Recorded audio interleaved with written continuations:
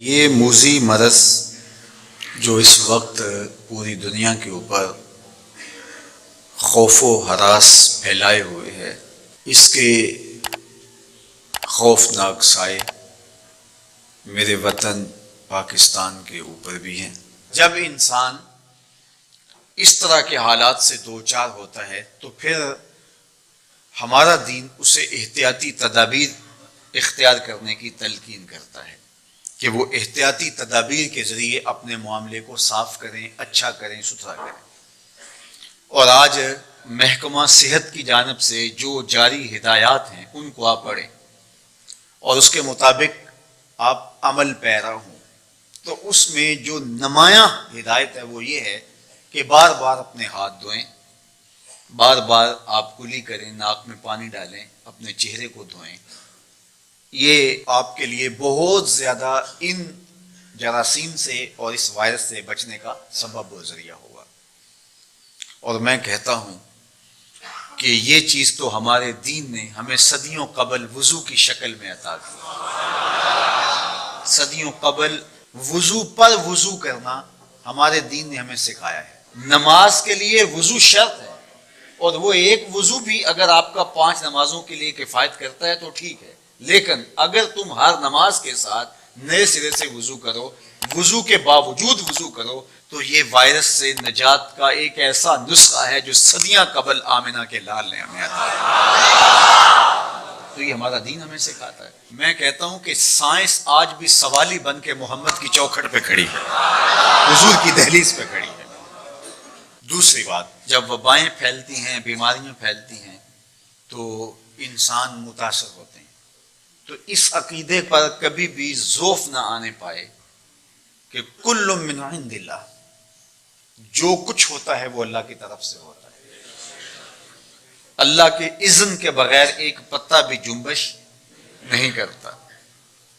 ہمیں اگر کوئی بیماری لاحق بھی ہو جائے تو وہ اللہ کے اذن کے بغیر نہیں ہوتی، اور اس بیماری سے موت کا وقوع پذیر ہونا اللہ کے اذن اور اس کی اجازت کے بغیر نہیں ہوتا۔ اور وہ اگر چاہے تو ہماری حفاظت فرمائے، اور اگر وہ چاہے تو اس بیماری سے آغوش موت میں ہم اتر جائیں۔ تو یہ عقیدہ ہمارے ساتھ ہر وقت جڑا رہنا چاہیے کہ ہمارے سارے معاملے اللہ کے دستے قدرت میں ہیں، لیکن یہ دنیا اسباب کی ہے، اس لیے حفاظتی تدابیر اختیار کرنے کی تلقین کی گئی۔ کوڑ کے مریض سے ایک نیزہ دور رہنے کی تلقین فرمائی گئی، اور اسی طرح جہاں طاعون آئے اس جگہ سے نکلنے سے روکا گیا، اور جو اس جگہ نہیں ہیں ان کو اس بیماری والی جگہ پر جانے سے منع کیا گیا۔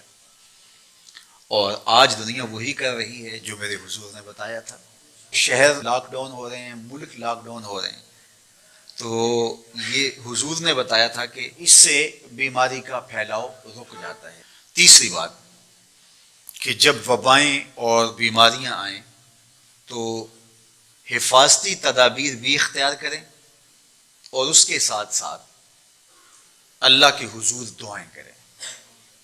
مختلف بیماریوں کی معصور دعائیں احادیث میں موجود ہیں جو آج سوشل میڈیا کے ذریعے آپ تک پہنچ رہی ہیں۔ حضرت امام شافعی علیہ رحمہ اپنی ساری زندگی کا خلاصہ اور نچوڑ بیان کرتے ہیں۔ ما رأیت انفع للوباء من التسبیح، فرماتے ہیں کہ جب وبائیں پھیل جائیں تو اللہ کی تسبیح سے بہتر اس کا علاج کوئی آج تک میں نے دیکھا ہی نہیں۔ جب وبائیں پھیل جائیں تو اللہ کی تسبیحات کے کلمات بولو تو وبائیں تمہارا نقصان نہیں کر سکتی۔ اور حضرت سیدنا عمر رضی اللہ تعالی عنہ فرماتے ہیں کہ لو نزلت صاعقۃ من السماء ما اصابت مستغفرا، آسمان سے بجلیاں بھی گرنے لگیں تو جو استغفار پڑتا ہے اس کو کوئی غضب نہیں پہنچے گا، اس کو کوئی نقصان نہیں پہنچے گا۔ تو کثرت کے ساتھ استغفار کیجئے، کثرت کے ساتھ اللہ کی تسبیح بولیے، اور اس کے حضور رجوع کیجئے، توبہ کیجئے، اور صدقہ کثرت کے ساتھ کیجئے۔ اور اللہ کے پاکیزہ گھروں میں آ کر کے آپ اس کے حضور دعائیں، التجائیں اور تمنائیں کیجیے۔ حضرت محمد بن عبد الرحمن القرشی فرماتے ہیں کہ 7ویں صدی ہجری میں مصر میں ایک طاعون پھیلا جس سے اموات ہونے لگی اور روز جنازے اٹھتے تھے۔ لوگ گھروں میں تھے تو بیماری گھروں پہ دستک دیے بغیر داخل ہوتی تھی اور جنازے اٹھتے تھے، لوگ پریشان ہو گئے۔ تو کہتے ہیں جب حالات قابو سے باہر ہو گئے تو ہم اپنے بچوں کو لے کر، اپنی بیویوں کو لے کر اللہ کے گھروں میں پناہ لی۔ تو کہا جب اللہ کے گھروں میں ہم نے پناہ لینا شروع کی تو اللہ نے ہماری حفاظت فرمائی۔ تو مسجدیں اللہ جل شانہ کے پاکیزہ گھر ہیں، اور مسجدوں کے اندر اس کے حضور آ کے رجوع کریں، گڑ گڑائیں، معافی مانگیں۔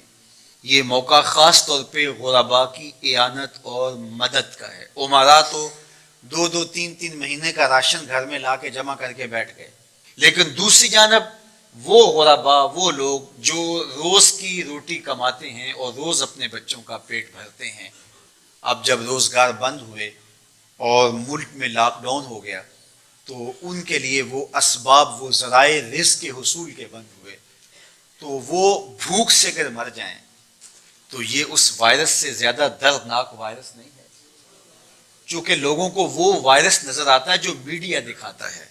تھر کے اندر کتنے لوگ بھوک نامی وائرس سے مر رہے ہیں۔ اس لیے صدقہ و خیرات کیا جائے، معصورہ دعائیں پڑھی جائیں، خوف زدہ ہونے کی بجائے حفاظتی تدابیر اختیار کی جائیں، اور کثرت کے ساتھ استغفار کیا جائے، اور کثرت کے ساتھ اللہ کی تسبیح پڑھی جائے، تو انشاءاللہ اللہ ہماری حفاظت فرمائے گا۔